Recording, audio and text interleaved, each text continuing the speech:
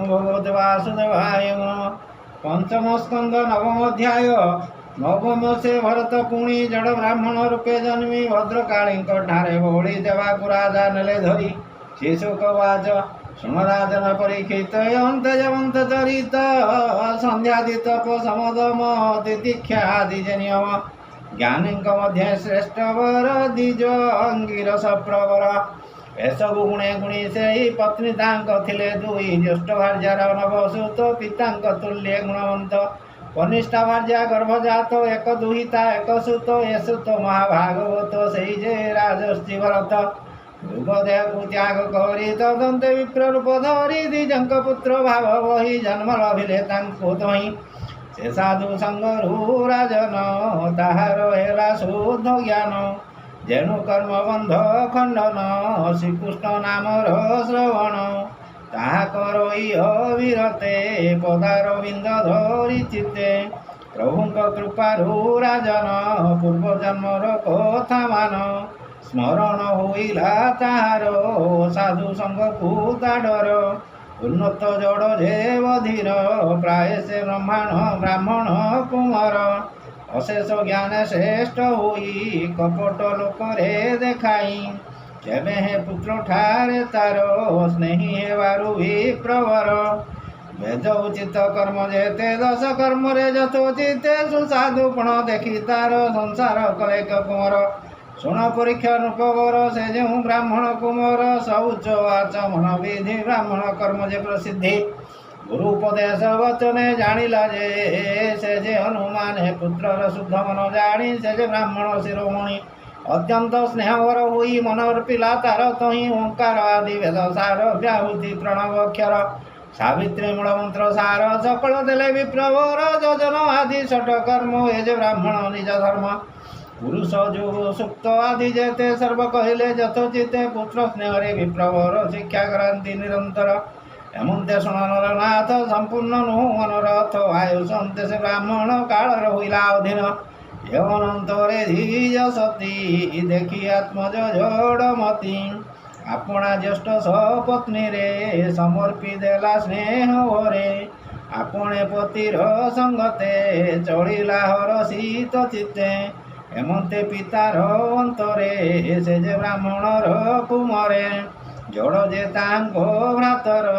ताहांकु कोले हो नादर ताहार प्रभाव न जानी जड़र प्राय ताकु मणि जड़ बधिर जे उन्नत एमंत रूप से भरत द्विपद नर पशु मते हांकु देखंती एमंते से पराधीन प्राय होई लोकरे कर्म पूरई लोके श्रद्धारे जा देई परम तो से ताउंजई इंद्रिय प्रीति निमित्तरे केबे आहार न करे निवृत्त हुई सर्वठारे परम आनंदे विहरे दुख सुखरे समतार अहंकार को करी दूर ग्रीष्म बरसा शीत वात सकल सोहे से भरत दिशई महामणि सम शरीर अति स्थूल पीन अत्यंत ब्रह्म तेज वही जड़र प्राय से भ्रमई आहार आदि सर्वठारे से थाई निग्रह व्यवहारे तथापि शुण हे राजन तार निज भ्राता गण कृषि रक्षण कारण रे नियुक्त करती ताहारे भातृवचन अनुमते कृषि रखई यथोचिते मृगरा उनको निवारी थाई से निरते आबुरी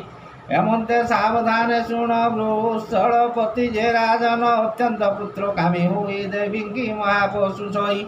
नर पशु यत्न करी रखई निरते आबुरी दैवे अभिमन्यु भला से नर पशु केणे गला तार पथ अनुसरे धाइले तारे अनुचरे निशी अंधार घोर तमे खोजंती नाना दिग ग्रामे पशु न पाई अनुचरे निराश हुईले अंतरे गृह को करंते गमन देखिले विप्रर नंदन यौनंतरे नृपमणि जड़र प्राय भाव जानी बंधन करी तत्क्षणे स्वामीर कर्म संपादने चंडिका गृहे प्रवेशिले स्वामी की समर्पण देले सुगंध शीतल जड़रे स्नान कराई विधिरे श्रृंखल निर्मल वास देले नाना भूषण रे मंडिले विविध स्वाद द्रव्यमान ताहा कराई भोजन ସୁଗନ୍ଧ ଚନ୍ଦନ ଆଦି ଦେଲେ ମାଳିଏ କଣ୍ଠେ ଲମ୍ବାଇଲେ ମୃଦଙ୍ଗ ଶଙ୍ଖ ଭେରି ଶୃଣୁ ଆନନ୍ଦେ କରନ୍ତି ଗାୟନ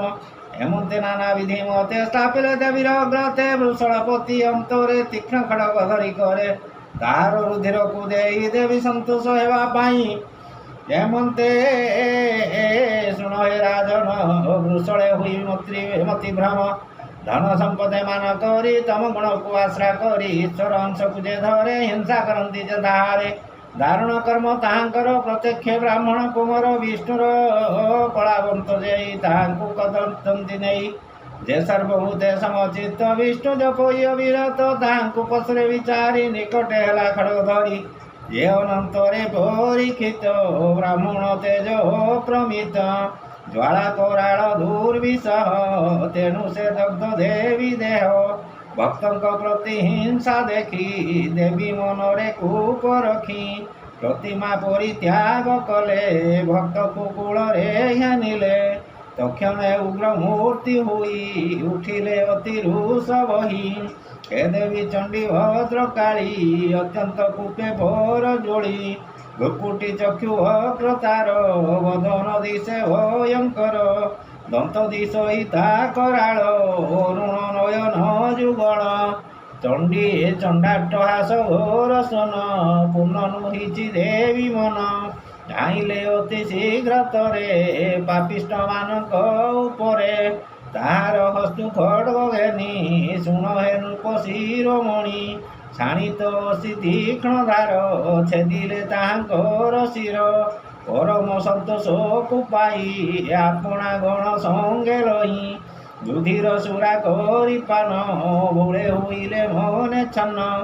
ଦେବୀର ଯେତେ ପାରିଷଦ ଆନନ୍ଦେ କରି ଗୀତ ନାଦ ମସ୍ତକମାନ ହସ୍ତେ ଧରି ହରସେ ବୁଲନ୍ତି ବିହରି ଶୁଣ ରାଜନ ସାବଧାନେ ସେ ଯେ କୁଶଳ ପାପୀ ମାନେ ସାଧୁଙ୍କୁ କରି ପରାଭବ ଆପणे ନାଶ ଗଲେ ସର୍ବ ବିଷ୍ଣୁ ଭକତ ଯେତେ ନରେ ଦୟା ବହନ୍ତି ସର୍ବଠାରେ ବହିର ହିଂସା ଦୂରେ ତେଜି ସେ ପାଦ ପଦ୍ମ ହୃଦେ ଭଜି ପରମହଂସ ଭାଗବତ ତାହାଙ୍କୁ ରଖନ୍ତି ଅଚ୍ୟୁତ ଓହୋଇ ଦାସ ଜଗନ୍ନାଥ ପଞ୍ଚମ ସ୍କନ୍ଧେ ଭାଗବତ ପ୍ରଭୁ ପଦାର ବିନ୍ଦ ତଳେ ମନ ରହିବ ନିଶ୍ଚଳେ